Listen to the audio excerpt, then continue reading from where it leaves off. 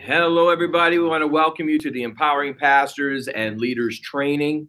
And today we're going to do something a little bit different. I want to go through a topic that is a little questionable.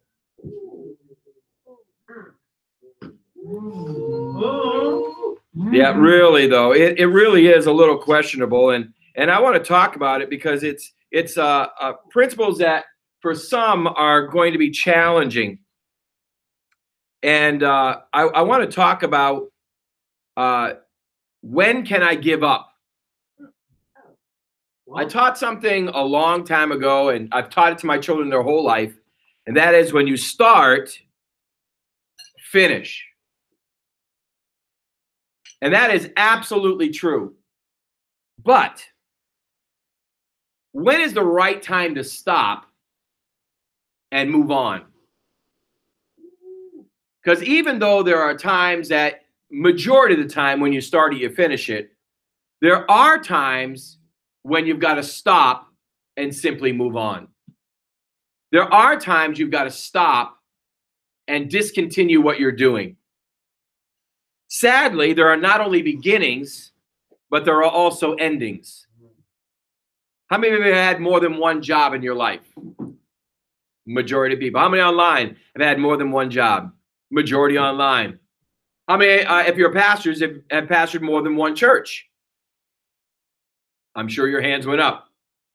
What's happened to the majority of us is we all have had beginnings, but we all have also had endings. When does the ending come? When is the ending valid? If we're to complete what we started, when do you know whether or not it's time to end something, to stop and move on? You know, we get into God himself thinks this way. If you look real quickly, it says simply that in the beginning, which means there is a start. We also know there's an end. Peter declares that what's going to happen in the end? Fire is going to come and consume the whole world and destroy it. He promised never to destroy it again with water, but he said he will destroy it this next time with fire. So there is a beginning and there is an end. We know that there's also going to be a new heaven and earth, which means what? If there's a new, there was a old. So if there's a new, so now we have one beginning, one ending, another beginning. So there's beginnings and there's endings. And today, I think it's just important that we start talking about what happens and where is the beginning and the ending in our lives. How and what can we see as, I don't know what you call them, whether it be clues, whether it be directions. Thank you, young man. Appreciate that. Ooh, I was just delivered a good Starbucks latte. The Lord is good and his mercies endure forever. Thank you, Brandon. I appreciate that. First thing I want to talk about is why we begin. Why do you begin something? The Lord told you to. A benefit on the other end.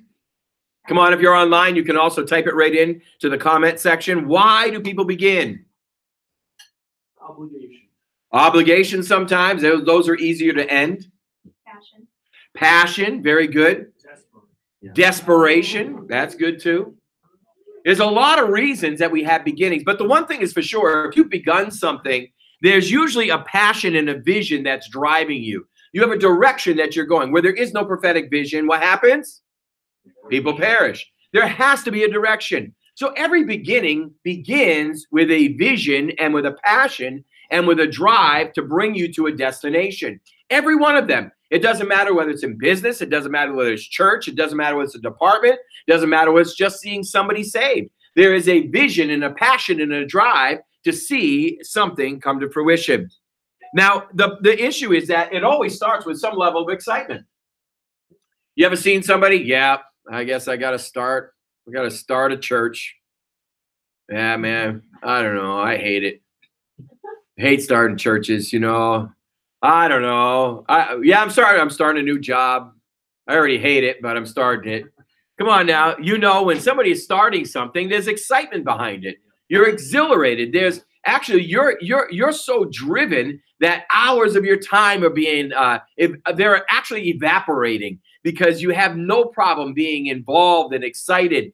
We talk about core values. It's where you put your time and your money. You have no problem putting your money in it. You have no problem putting your time in it because it's a passion. You're beginning something. It's exciting, exhilarating. And then something starts to happen.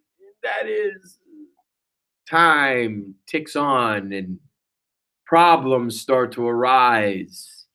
Situations become part of what used to be now or was exhilarating. There's a phenomenal book, and I apologize because every single time I want to remember the name of this book, I never remember. But it's a book about people starting a business because they have a passion for doing something. And in this book, it's talking about cookies. This lady loved to make cookies. And so she decided she was going to start her own company making cookies. And what she found was she loved making cookies, but she hated the business of making cookies. So she lost her passion about making cookies because it wasn't just about making cookies anymore. It was about the business of making cookies and about making money. And then she got so sick of it, she abandoned her company because she just liked to make cookies. And that's what happens with many people. Now, where I'm going with this is not that type of person. Where I'm going with this is somebody has a vision, and that vision is burning in your heart. You're excited about the vision. You're passionate about the vision. You have a desire to see something come to fruition, and it's driving you. You wake up in the morning with a fresh idea that you've got to write down, and all of a sudden you wake up in the middle of the night and you've had a dream about what you were doing. It's driving your entire life. It's costing you money, but it's no big deal because you're looking for the result and the resolve of seeing what you're dreaming, what you're seeing, what you're envisioning coming to fruition. It's exciting to you. And then all of a sudden time has been going on and you're seeing results, but now you're starting to see also the problems. We recognize this in the book of Acts, don't we? The book of Acts, in Acts chapter 2, Peter stands up, preaches the gospel. That day, 3,000 men get saved, not counting women and children. And then again, the next few chapters, 5,000 men get saved and not counting women and children. So we're talking over 20,000 people that are now born again. And the apostles are doing their work. And now we have Hellenistic Jews and we have the regular Jews. And we are dealing with helping the widows. And now we have a conflict. Listen, if you're ever going to see something grow, you're going to have conflict. So now the conflict is coming. It was passionate. Come on now, Peter standing up and preaching. It was exhilarating. It was just something that drove him. But now we got a problem. Now we got a problem because the Hellenistic Jews believe that the Jews are being treated better than they were. Now we got problems. And this is what starts happening. In the beginning, it's passion, but time sometimes turns into days, hours, weeks, months, and now you're not as passionate as you were. Now you're going through problems. Now you're going through struggles. Now you've got quandaries. Now you have conflicts. Now you have run out of money. Now you have had 2 or 3 Judas kisses. Now you're having building problems. Now you're having family problems. Now you're having but all of a sudden the vision starts losing its passion and its drive. As time, whether short or long, sweeps past, the difficulties begin to snowball, and the little thoughts start creeping into your minds on worth and value in the hardships.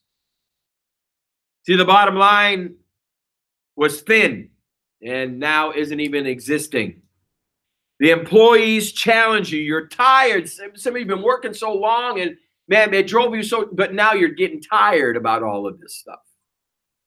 Our minds start to wander and we actually start asking our question, is this really worth it?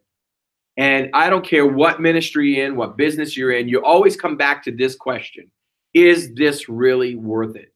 Is this worth my time? Is this worth my money? Is this worth the stress? I can't tell you how many pastors have written their resignation multiple times. Why? Well, because Dear Lord, it would be easier. Listen, I've even said this already. It would be easier to work in the secular world and I'd make more money. All these thoughts running through your head. All these thoughts running through your head. The question is, how do we distinguish whether we should continue or not?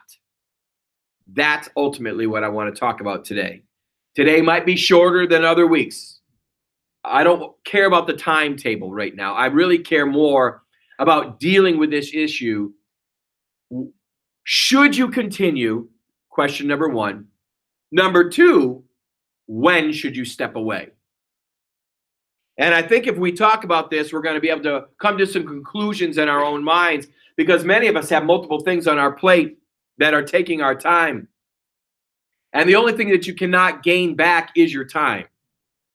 You can't buy it back. The Bible says, redeem the time, for the days are evil. And God, I've watched, actually redeem by bringing back some youthfulness to people. But ultimately, once time is spent, it's spent. Once it's gone, now it's dead. You got only living time in front of you. So you've got to make decisions on the value.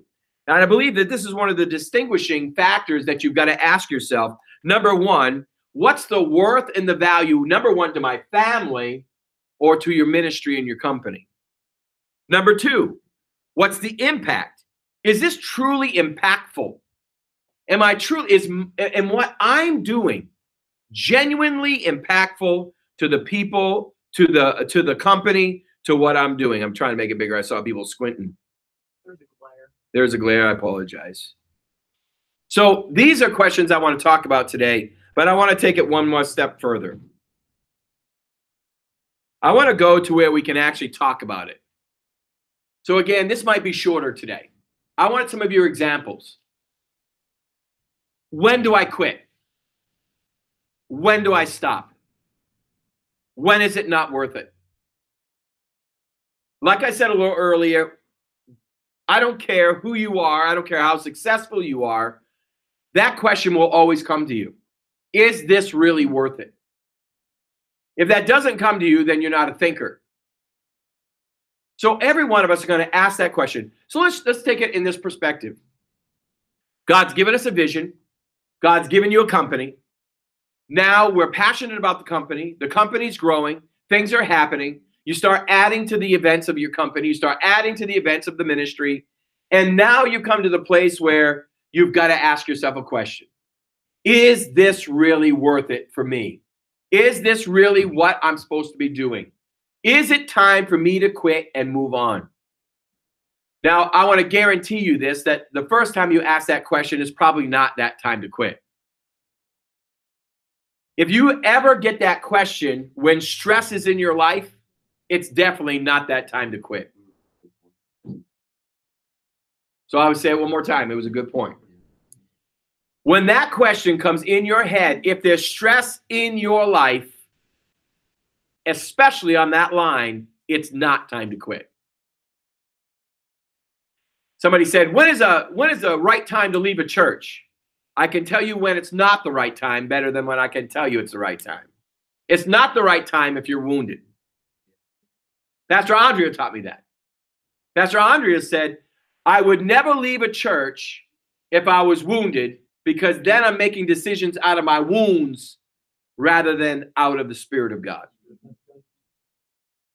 So some of the times you can't quit. If you're wounded or if you're in a distressful time and a difficult time, you can't quit. Yes. Being offended. You can't leave if you're offended. All these things mean you're not making decisions correctly. Now, how many of you know you've made a decision, you look back and realize that was stupid? Amen. What were some of the events around you when you quit that brought you to the place of quitting that you now regret? Somebody give me some examples. Fall out of alignment.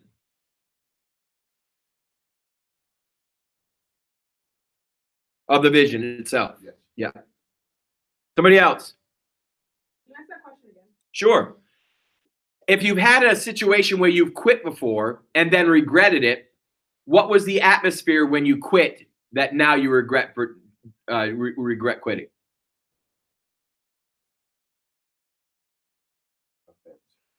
Offense.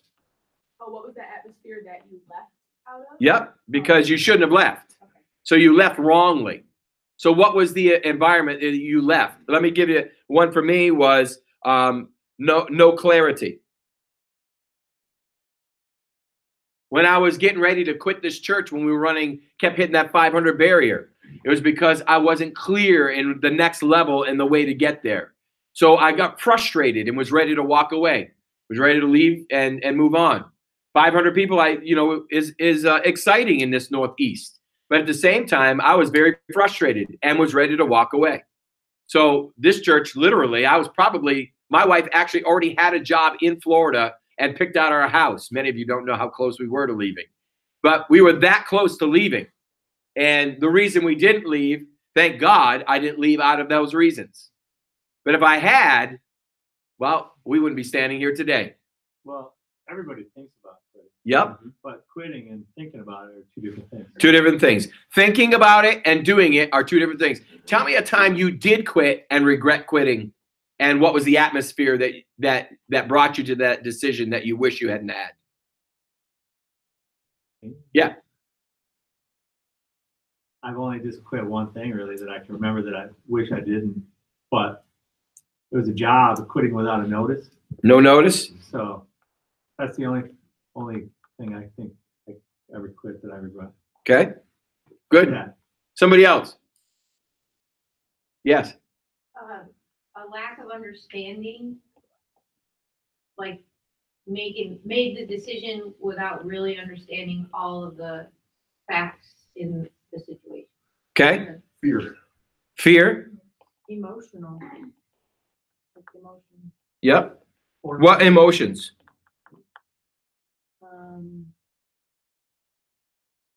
Doubt. Yeah, that's a good one. Are you talking about quitting when you're like the leader of something? Oh, yes. You're submitted under. Either or. The issue about quitting has nothing to do with the actual scenario. It has to do with us. Because quitting doesn't happen exteriorly before it happens interiorly. So all the times that we've quit in life, the quitting happened inside before we ever manifested it outside. So identifying the why I quit and I regret doing it is important for us, because what that does is it helps us identify a danger. I'll give you one for myself. Was what's the word I want to look for? It was a yearly thing. Annual. An annual event. Every spring I would get this antsiness in me to move on, to leave. Spring, because when I was an evangelist, that was when things picked up the most.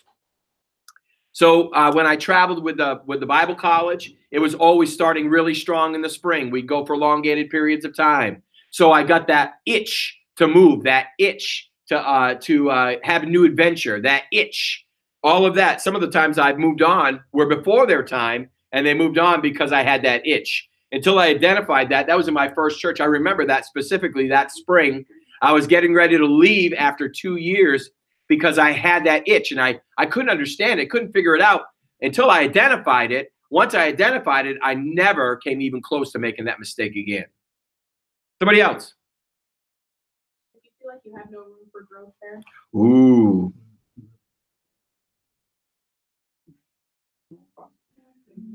How about frustration and impatience? Frustration. Very good. Lack of trust. Lack of trust. These are the ones you regret, though. Right, because you can't regret that there's no room for growth. Right. You can't regret that. But you can regret that you chose not to grow. Dilapidated foundation. Dilapidated foundation. Yeah, but that's a reason to quit, not a reason not to quit. I want to find out what some atmospheres that you left in that you regret. You never have regret? That's good.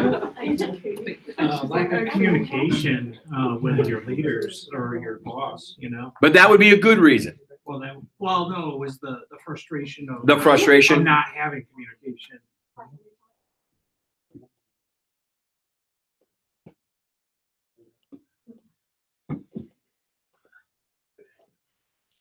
So all of these things, we've all quit at some point in time. Whether it be small, whether it be baseball, or whether it be a job, or whether it be a ministry, or whether it be something, we've walked away from it. I've always taught my kids, this is the problem that I have, and this is what I've been mulling for 2 weeks. I've always taught my children, you never quit. If you start it, you finish it. But yet there really is a beginning of some things and an ending of some things. I'm not still in Newfield. I started it and I ended. I'm not still an evangelist. I started and I ended. I'm still at his tabernacle. But I wanted to quit many times. But I started and I haven't ended. So all of this is where we've got to start talking to ourselves honestly about things in our lives that need, at times, we need to step away from. Where is that identifying factor? What is that thing that's in our life that we are looking at? We are struggling with quitting. We're struggling with stepping away from it, but we haven't because we've been told, don't stop, finish it. Now, let me ask you a question. Is it always important to finish? Yes. It depends. Right? You get started on something and you realize that it's not worth your time, then you might want to quit. Save the time. I have a yes and I have a no.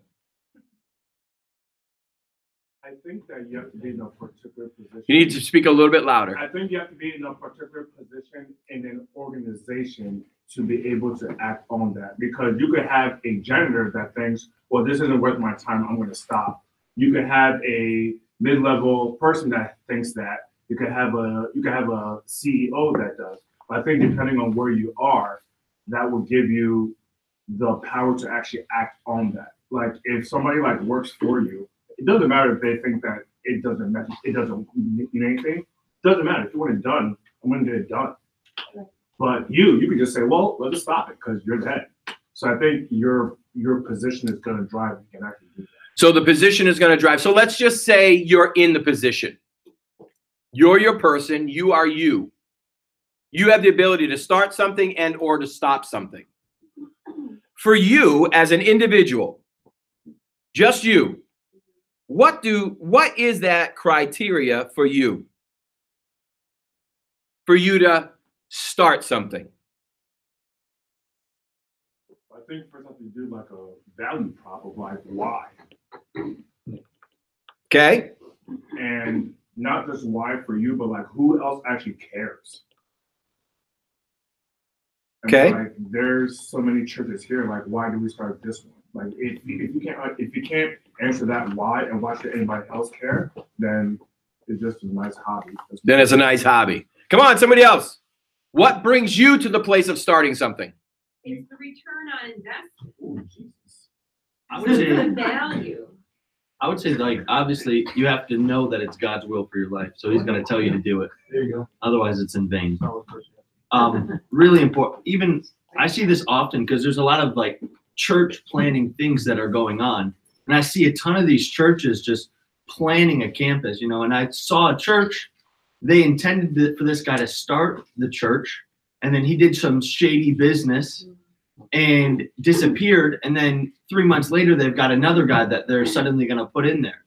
You know, well, what is God's will for that? You know, who was originally supposed to do that? Is this still God's will? Or are you just throwing somebody in there to carry out a vision for all of those reasons below, but God didn't tell you to do it? So the statement is you got to know if it's God's will or not. Now, is this the same way with business, Ken? It should be, right? It should be. So whether or not it's God's will is the key. How do you know when it's God's will for your life? Feel burdened for it. You feel a burden? Okay. Somebody else? You get confirmation. Confirmation? You're willing to do it for free for a while? You can get Honestly. counsel. You can get counsel. Get counsel? What does it mean if you're going to do it for free? That means you're willing to invest. Yeah. Yes. Yeah. Right. Come on, somebody else. Have peace. You have a peace. Very good. Great about it. Well, that would be an important one to know the will. Amen. Pray. Come on. How do you know if it's God's will in your own life? Things align that make it possible. Alignment, Oh, favor too. favor, You know, God has equipped you to do it. It's not like something that you don't have an ability to do. equipped, You're scared to death. scared. That's good too. Uncomfortable. All those things are your confirmation, are your identification that what you're about ready to do is the will of God. Is that correct?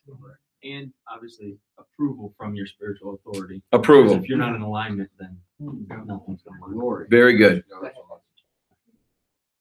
So you have approval, you're getting passionate, you're starting to drive, things are happening, growth is occurring, and then all of a sudden, the middle of the road starts to happen.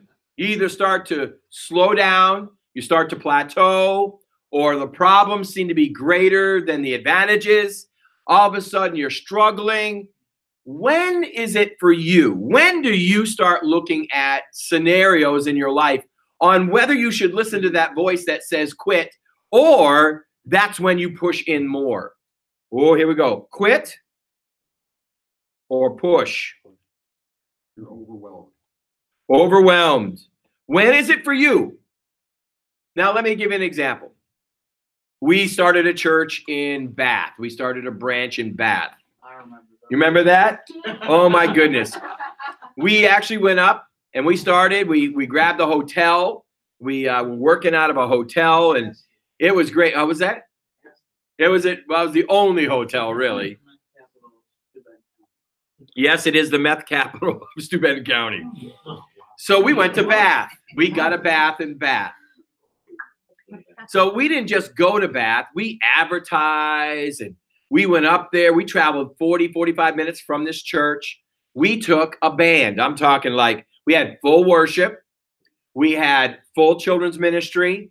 And Pastor Dan went up there every single Wednesday and spent the day working out of the hotel, loving on people, calling them, encouraging them. I remember when it started, it was like explosive. We got it up to, I believe it was 60, wasn't it? At one point in time, 60 people. And you know, it wasn't expensive. It was only like $200 a week to actually make that happen, $800 a month. It wasn't expensive.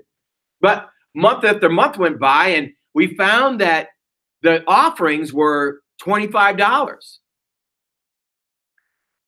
Really, I don't think ever went over $25. And this was their church. They're calling it their church. And even though it was on a Wednesday and not a Sunday, we started to really invest in them.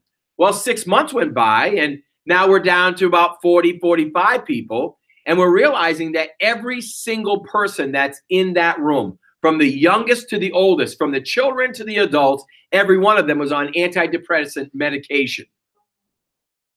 Every one of them. I'm not exaggerating. And no, I'm not. And then we realized as we're continuing to grow it, the money's not going up. They're still going to church on a Sunday somewhere else. They're giving their money, if they are, somewhere else. And after 1 year of being there, we actually closed it. We quit. We stopped. Why? Because we realized, number one, it wasn't going anywhere.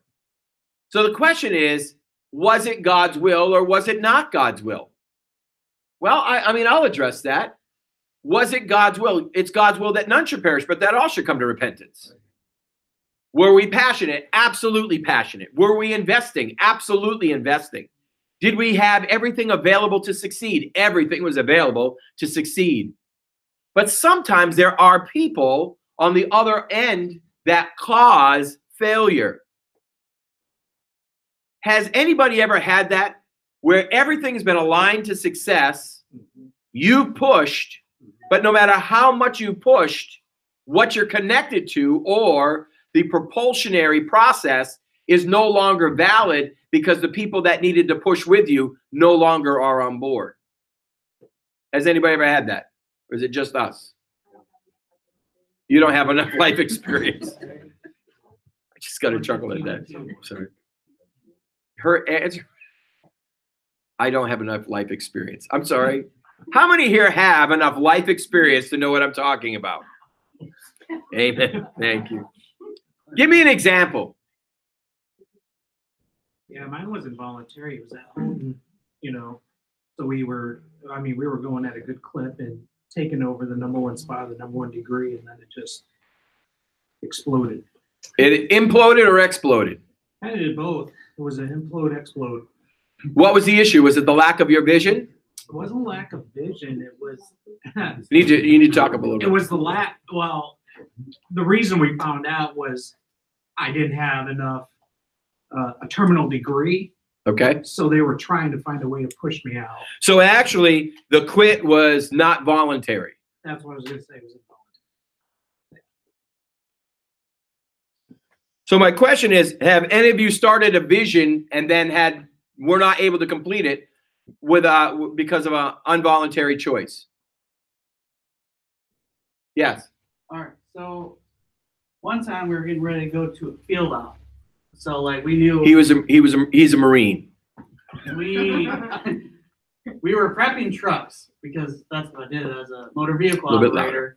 So we were we had to have 15 trucks for like convoy trainings to move gear and stuff.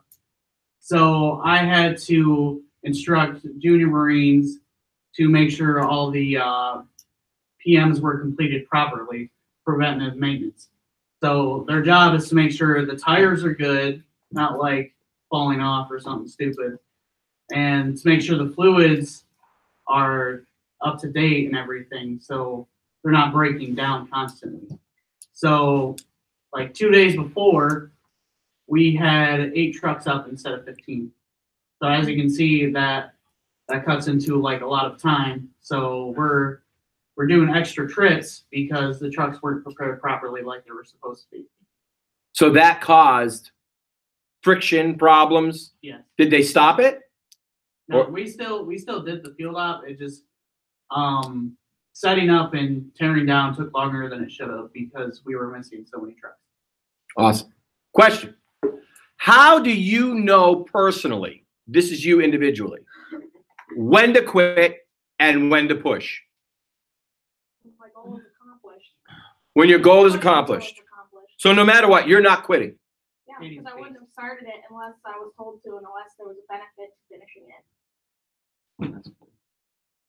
Until the Lord tells you to stop. Yeah. And keep going. Essentially.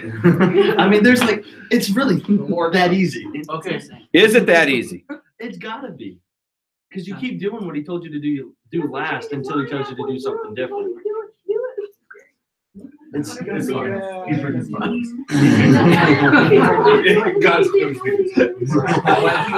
Holy Spirit. Yes.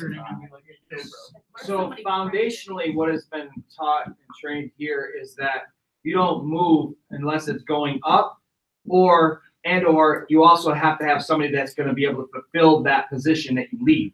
So therefore, you're not leaving a void or a hole that's empty and thinking that you're going to do something. Plus, you don't go out of that position going down or going across. When God advances you, he will lift you up and bring you to a whole new level. Amen. That's when you know it's God's will, and it will be uncomfortable because it's not like yay.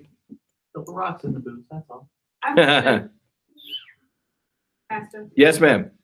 how do you know if what you're stepping into is a life calling or like just a temporary seasonal calling? Well, that's a question that we want to talk about because that brings into the position of quitting or not quitting.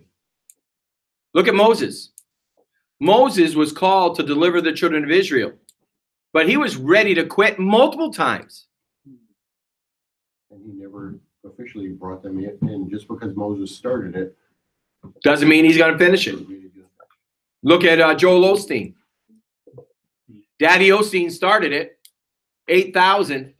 Joel Osteen, since he's been passed the baton, has now taken it to where? 30,000 plus. Now let's talk about that quit. Daddy Osteen didn't quit. Daddy Osteen died. I guess that's a good way to know you're done. Throw in the towel when you're dead. when you're dead. So my question is, for you as an individual, when do you know to push or it's time to step out? I feel like if you've never seen any fruit. Yeah, I can't even see a bar jump. If you've never seen any fruit, you probably shouldn't keep going. But is that your fault? The Lord's fault?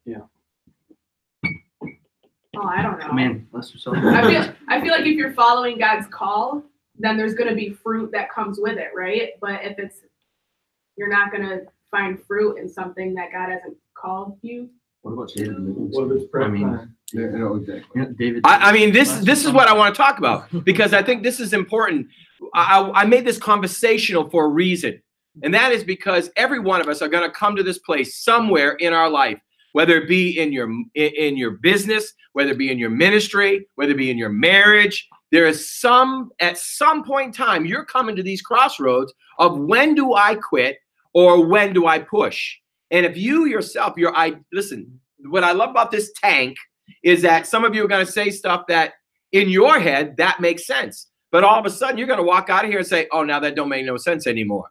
Or some of you are going to say, well, I just talked to somebody about dating recently.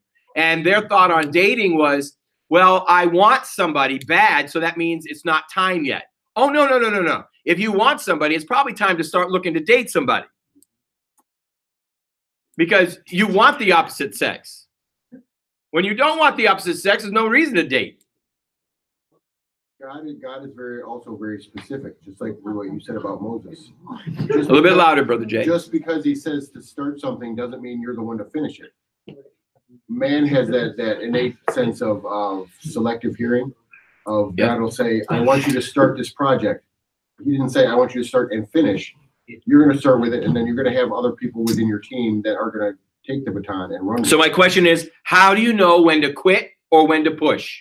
So you're at that place where you're getting ready. You are to the place where, okay, do I quit or do I keep pushing? Do I quit or do I move on? Do I quit? Where is yours? Yes. I would quit when. A little bit louder. I can't see it. I got to see something jump. I would quit when the motivation becomes completely different from how it started. When it's become its own beast that isn't being propelled to what it was originally intended to be.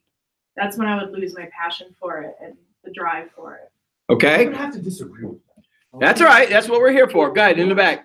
A little bit louder. Okay, so the things that I have chosen to leave, Uh-huh. I have left because the skill set I had to provide was different than what the project needed at that time. It needed it in the beginning, such as a startup, but the skill sets shift in the midst of projects, and you need to make sure you have the right fit to take it to the next level. Training is possible, but not everybody is skilled for the exact position needed. Very well stated. Yes. I guess like one of my questions is like, if you're gonna quit, what are the repercussions and how does it affect everybody that's tied to it? Because when you quit, you're not just affecting yourself, you're affecting everybody that's tied to whatever you set up. And so what is this effect, and is this effect worth it? Good question. Somebody else. Pastor Cody, you had your hand up. I think it's time to quit when obviously the Lord tells you, but then you have to look and identify, have I raised someone up to bring it to the next place? Exactly. Is that in order? Is there clarity on the next step and the next level? Like there's a time to quit because you're only supposed to bring things so far for the next generation to bring it to the next level. Yeah.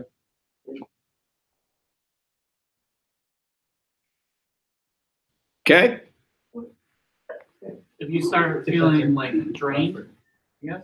Drained. So no motivation, lost power. Drained. Okay, I'm putting that up I here have a too. question on that one though. Yes. I think sometimes your motivation shifts. Like your motivation might have been to start it, and then after 10 years, the Lord starts moving you. I'm going back to the person. I didn't mean loss of motivation. I meant that the project becomes a beast that is not being propelled to what it was originally intended for. So the original intent was not occurring. And then you lose control of what you wanted. Tentacles. It depends on if you're the leader or if you're in the organization, though, Yeah, right? you can't do anything about it. Yeah. I would want to be part But of you it. could leave. Yeah. Somebody else. Yes.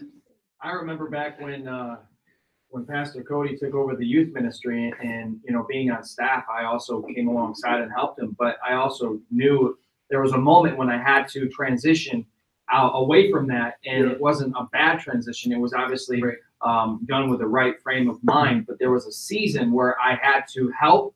But at the same time, I realized I was also getting older. And the older you get, the less likely youth is going to listen to you. I'm just, you know, I'm sorry. But what was cool about Pastor Dan is he ran it out with his kids until they were seniors, and then he didn't transition back down to younger kids. Wow. I don't remember he was youth pastor. Well, I you was pastor a leader. Oh, So him and Jody. that's right. You beast. Yes. A lot of memories. I wasn't raised on Your hand's not up. Probably should be. Pastor Cody said when the money's not there. It's true though, like when you have no financial growth, you really can't expect to be able to build out and branch out. Like, how are you going to minister to people when you have no finances to get out there? Do you push though when you got no growth? See, this is what I'm talking about. This is what I'm questioning. This is why I'm bringing this up, because all of us are going to come to that crossroads. What is it in you that says, listen now, I'm pushing, I'm not leaving? Now, my defining moment was that day with my coach at Barnes & Noble, drinking a vanilla 5-pump Starbucks latte. That might be. They have 4. 5 is 1 extra. We're okay now. So here we are. I'm drinking that, and I'm looking at my coach, and I said, I guess I'm done here. I've done all I can. I've done all I know. I'm getting ready to put in my resignation. And he says, wow, Spencer, it's good to know somebody as brilliant as you, that you know everything and you've done everything you know. Either you know very little or there's so much more to learn. And then he said, how many people are going to hell in Chemung County? And I said, well, there are 88,000 people. He says, so you have 88,000 people in your church, right? That's when it's time to move on? Is that what you're saying? Yeah, that word was there. So at that moment, I stopped getting ready to quit, and I started to push. And even now, I'm with my staff, and they're sitting in the staff meeting on Tuesday mornings. I looked at them, and I said, I am pushing. And I know how uncomfortable this is, but I am pushing because we need more people born again. So when is it you've recognized your push is mandatory? When you have a breakthrough. Is what happens if you don't have a breakthrough? How do you know when to push? I would say if I'm still passionate and I feel like there's still more to learn and there's still more to grow in your role. If there's unexplored areas that I'm still curious about, I'm going to keep going until I get there. Okay. So you have the vision, and now you're realizing, listen, it's not time for me to give up. It's not time for me to walk away. It's not time for me to quit. It's time for me to push. Let's say you have no passion. Let's say the money's bad. Let's say you're doing your best to learn, and right now nothing seems to be happening. Is that the time to quit? No. Why?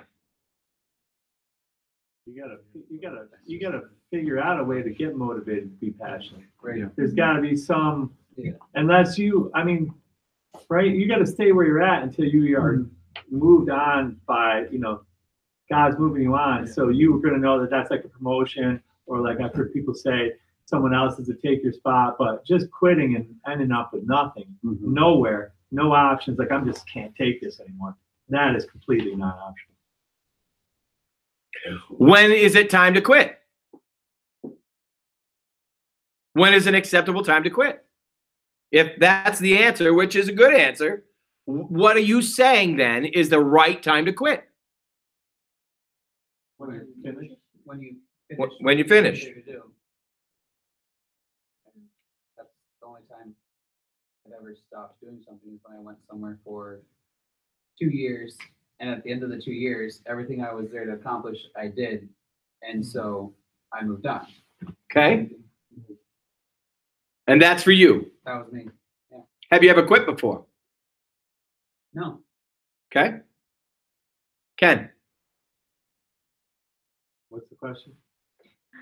stay where you're at until you know it's God to leave. Yeah. I mean, you're there for a reason. So all those, think about all the things like all the characters in the Bible. David, he's anointed to be a king. He's outrunning the king in caves, acting like he's lost his mind, all these kind of different things. That was not wars. That is not fun, right? So, the things we go through are petty compared to that. And so you can't quit if you're on an assignment. Okay. And so, so once you know that it's time, once God moves you into a different place, which is probably going to be like, said a couple of times already, is it promotion or something like that? You'll know, right? But otherwise, you're gonna. Hey, like life is tough. I think if you go back to what made you passionate in the first place, especially if it's something driven by the Lord, fast. That's a huge one to me. Is if you're really questioning it, fast. Now, I will tell you that many times when I'm dealing with people that are getting ready to divorce, my first question is, why did you love them in the beginning? What was it about them that you love? Can we reignite that? Can we re-stimulate that? Are you dating? Are you intimate? Go through the whole list of stuff that hey, no nasty looks at your wife. I saw you. Johnny, we avoid looking at each other. So my question is, when is it for you to push? Yes. So I was a debt collector for 2 years, and when I started it, I knew that it wasn't like my calling, obviously, but I felt like God put me in that position for 2 years for a reason, for me to learn a certain work ethic and how to work with certain people. Now, the first year that I completed, I wanted to quit, and I prayed about it, and God said 1 more year. So I just heard God's voice just for myself, and I said, okay. And honestly, the last year was the best year that I ever had there, and I actually got passionate about it, even though it's not my calling. Then I had a peace when he said, okay, you can leave now. And that's when even things at the church started opening up, even though I had like a small temporary job during that. But I had a peace to leave, and I knew that it wasn't my calling, but that it was going to help me in my calling. Yeah, it was like a transition thing for me, and it helped me in my character. So here's the next one. When do you know it's a stepping stone? When there's no place else to step. Ooh. Sweet that. You know you're not ready for the bigger thing.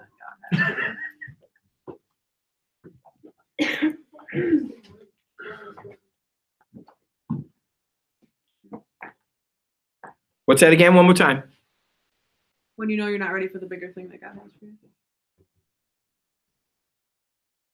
What about when you're in a place you don't want to be, and maybe God just has you there simply to have the right attitude. Yeah. You're in the desert like Moses, 40 years. Before he went into his call, 40 years tending sheep to try to get out what was going to destroy him in the first place, which he never did get out, which kept him from the promised land. I have a question online. Somebody said, how much time do you put into preparing to quit if you're sure you are to keep pushing? You got an answer for that one? Well, yeah, because I've been trying to say this. So I want to tell this story because this gives you kind of the scenario. Is at Houghton, I wanted to start a music industry degree. I had a boss that didn't believe in it at all. And just as everything was ramping up, the stock market crashed and we lost our endowment. So what do you do in those points? And this is how I learned to navigate it, is I was ready to quit because it looked like I was hitting the brick wall. But what I did is I stepped back, asked God to give me wisdom, and then there's more than one way to skin a cat. Yep. To figure out how to do something. And so what I did is I took some of my budget numbers and things and shifted them around and was able to launch the program with just some ideas and actually circumnavigate the circumstance that looked like was in front of me and get around it by being creative. So that was the push. That was the push. If you hadn't have done that, what would have happened? There would never be a music industry degree or a worship arts degree at Houghton College. It would have stopped that vision because God had birthed that in my heart. And I knew somehow, but I needed the wisdom for him to give me to be able. And I think the time to quit is when every avenue has a brick wall. Okay. Yeah. Very good. Yes. For the stepping stone thing, you have to be equipped to be qualified. Okay. 'Cause you can't just, I don't know. I can't just pick up the Bible and be like, I'm a pastor now. I have to go to Bible college and do everything in order to do that. I love what Rod Parsley said. I have all these young men that want to preach. Well, no, you don't really, because if you really wanted to preach, you'd be preaching on the streets, you'd be preaching in the nursing homes, you'd be preaching everywhere else. All you want is a pulpit. Yeah. Wow. He said, never let anybody preach behind the pulpit who wants to preach behind the pulpit. So stepping stones are important because there are times that God has you in a location, in a place to learn and to mature. And that, again, is looking at the life of Moses. He went from Pharaoh's house, which he had to be in. He didn't quit Pharaoh's house. He was going to die if he stayed in Pharaoh's house because he did something he shouldn't have. Went into the desert for 40 years. Then God called him. Then he started using his excuses why he wasn't called or why he couldn't accomplish it. But then he went into and fulfilled his purpose, and that was delivering them. In the delivering factor, he actually was ready to quit more than once. He said, God, these are your people. They're not my people. I'm out of here. And that wasn't the fact. He couldn't quit. My question and why I brought this up, because we all are going to come to these crossroads. Bringing this into a conversational place is important because, number one, you realize you're not alone. Everybody has thought about quitting. Everybody has thought about stepping away. Everybody has thought about stopping. But for you to hear what other people do, what other people think, what other people say, how the perceptions are, keeps us from being narrow-minded. There are people that have quit way too many times in life. Then there are people who've not quit in time. I don't even know somebody that hasn't quit in time before. They should have quit before. I knew this one pastor. He didn't leave when he should have. And when he didn't leave, what ended up happening was his church went from success to failure. He tried to blame everything. He couldn't blame everything. The point was that he didn't leave. He didn't raise up, number one, a successor, but he didn't leave. And because he didn't leave, the church never went to the next level. There's a need for us to at least conversate on this topic because we're all going to experience it. We're all going to feel it. We're all going to want to. We're all going to want to stop. We're all going to want to quit. We're all going to want to walk away at some point in time, either because it's too difficult or whatever. But we're all going to come to that in our minds. But we have to make a choice. When is it time to push? And when is it time to actually stop? And you've got to have that conversation at least being heard in your psyche before that crossroads comes, because you've got to be able to know what to do when that comes. We all know very clearly, and we talked about it, we heard it multiple times. Number one, you got to pray, man. You got to know that if God put you in that spot, if God put you there, I've talked to so many pastors. One pastor, I remember, he had a church board that was horrible. And I knew I was supposed to go there and preach. And he said, I know you're supposed to come here and preach. But the church board said, you can't have him come here and preach because we don't want him here. And I said, well, that's interesting. I said, I thought you were the pastor. He said, well, I'm leaving. And I said, well, what do you mean you're leaving? He says, well, I don't want to deal with this anymore. I'm leaving, and I'm going to let the next guy deal with this board. Well, the problem is, I called him I didn't call him nice things because he's not brave. That was the time when he should have pushed. I said, you're a coward. I said, you need to push. Get rid of the whole board. Fire them all. Redo. I said, what, you're going to leave that to the next guy? There is a time to push. I'm a pusher. When problems come my way, listen, it's not that the thought doesn't come. But just because the bird flies around your head doesn't mean you got to let him nest in your hair. You've got to make a decision. Where and what are you using as a measuring stick to stay or go? And until you know it, then there's no way to measure it when it's in front of you. You need to know what you're using as a criteria on push or leave. You got to have a pretty good measuring stick for that, right? Because you do. Because I mean, I noticed, like, looking at applications, there's a lot of people that have patterns of quitting. A lot. And so, you you say, hey, listen, the problem is with your new job or whatever it is you're quitting is that you're still going to be at the next place, right? That's right. So you got to, whatever that is that you're going to use, it's going to be your measuring stick. It's got to be pretty significant, right? Otherwise, you'll just be a quitter. And that's the issue, is the people that are quitters and not pushers, and the people that push when they should have quit, is because they've never thought these things through. Why did we leave Bath? Because we realized that no matter how much money we put in there, no matter how much time we put in there, the people didn't want it. So no matter how much we wanted it to happen, they were not on board. And whether you like it or not, it was about people. And for us to reevaluate, relocate, refocus was more necessary than sitting there and spinning our wheels. Could you, another way that it might be an idea to quit in that situation is if you're taking away from what you already have and you're depleting. Correct. That would be another good. That'd be another good one, is depletion. But my whole purpose, again, for bringing this up, I know it's a unique topic. I want you to think. I really want you to go in your head and go on your knees and find out for yourself, what is that criteria? What is that measuring stick? What is that measuring stick that puts me in the position of either push or quit, push or resign, push or surrender? What is that measuring stick for your life? Because if you don't know it, when you get there, you're going to have to think about it in the emotional portion of your heart and your mind. And you don't want to make decisions out of your emotions. You must make intellectual, God-given, spirit-driven decisions, and you can't make that out of the emotional status that most people are making decisions out of. Yes? What would you say, or I would just like to... I need you to speak up a little bit louder. I would just like to bring up the topic of what if you're forced to quit something? Well, I was forced to quit. I remember at the church I was in Elmira, I knew God called me to this area. I knew that. So I knew I was called to here. My issue was when I went to the first church, the pastor allowed me to stay 3 months. I was the youth pastor. He hated teenagers.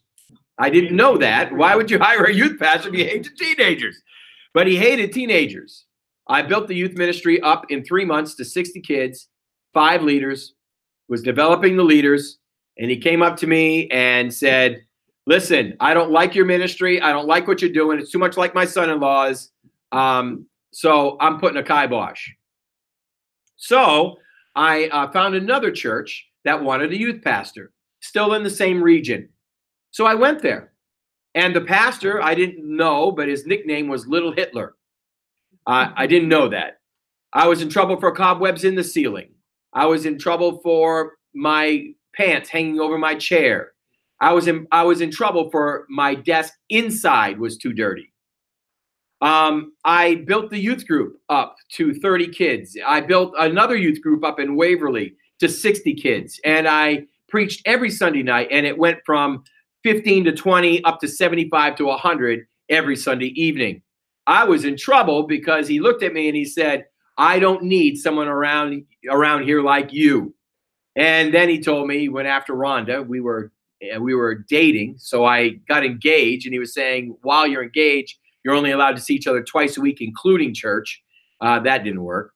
So pretty much, he took me to the board on insubordination.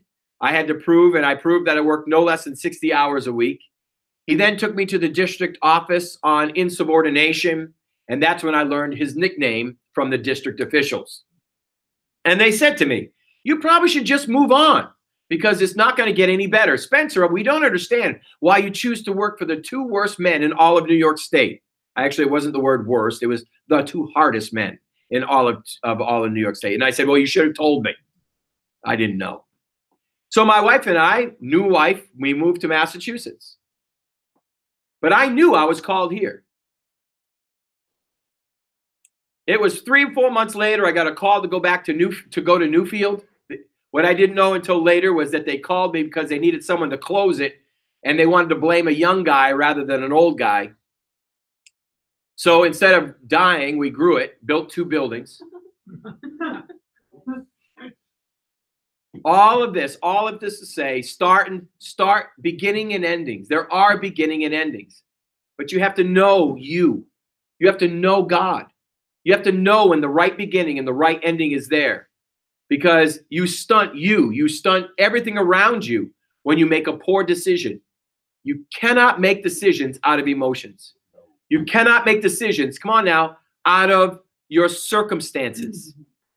You cannot make decisions out of a fleeting moment of time. You have got to know when it's time to push and when it's time to give. If you don't give at the right time, everything falls apart. If you don't push at the right time, then everything falls apart. There's a time to push and there's a time to resign. Can you explain when you've wanted someone to quit? I'm thinking, like, if I got myself into something and I honestly just decided, like, I'm going to be a crap person and not do my best, and I know it, and I'm not going to fix it because of whatever, that seems like a terrible, but I feel like in that case, you would want that person to quit. If you know that they're not going to do what their job is. I help them leave. I fire them. I've never had a problem firing people. Pastor Dan's been here a long time. How long you been here? Like serving? Yeah. How long you been in this church? Almost 17. 17 years out of the 20. Have I fired a lot of people? Have I let a lot of people go? Yes, I have. Dear God, what's wrong with you? You put me on the spot. I'm sorry. Didn't mean to put him on the spot. 1, 2, 3, 4, 5, 6, 7. Yes, you have. 8. Pastor. Yes, you have. Yes, you have. But I mean, over the course of 17 years, in the grand scheme of things, It's not a lot in the grand scheme. I think 8 to 10 people we've let You've go. also done it in a way that you had to do it. You've been strategic about it, not quick. Right. You know, and there's obviously those periods where you got to make an immediate, shift. But then there's other times where you've actually blamed yourself, and again, sometimes rightfully so, for allowing it to continue for so long. Right. That has been my problem. My problem is I let it go too long most of the time because I believe in people. Is there a conclusion for today? Absolutely not. Did I have a desire for a conclusion today? Absolutely not. What I wanted to do today, and my goal for today, is simple. I want you to start thinking about it. So here's your homework. I want you to think about it, and in the next 2 weeks, you have 2 weeks for your homework. There is no empowering pastors for the next 2 weeks. Why? We have Christmas and we have New Year's. Both fall on a Tuesday this year. So there's none for the next 2 weeks. I would like, before we meet together the next time, which I believe is the last, I don't know when it is, whenever it is, you'll get an email.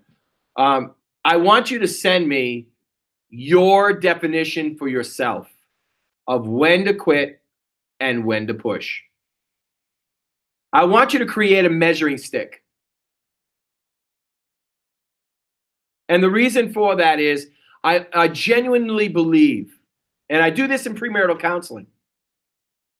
What I tell everybody in premarital counseling is I'm not here to hear all your answers. I'm here to get you talking so when the crap does hit the fan, at least you have a foundation to go on. I love you, Brother Ken.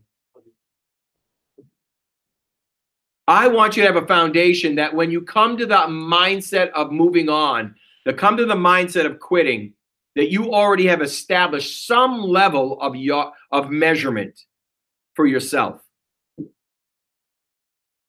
Normal people make bad decisions on staying and going because they wait to create their measuring stick in the hot spot. Be wise. Do it before. It's not that you got it all figured out, because every situation is different.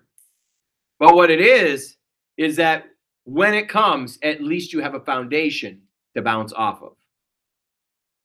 So I want to thank you for participating today with the Empowering Pastors and Leaders training. When is it the right time to quit? Have a good day.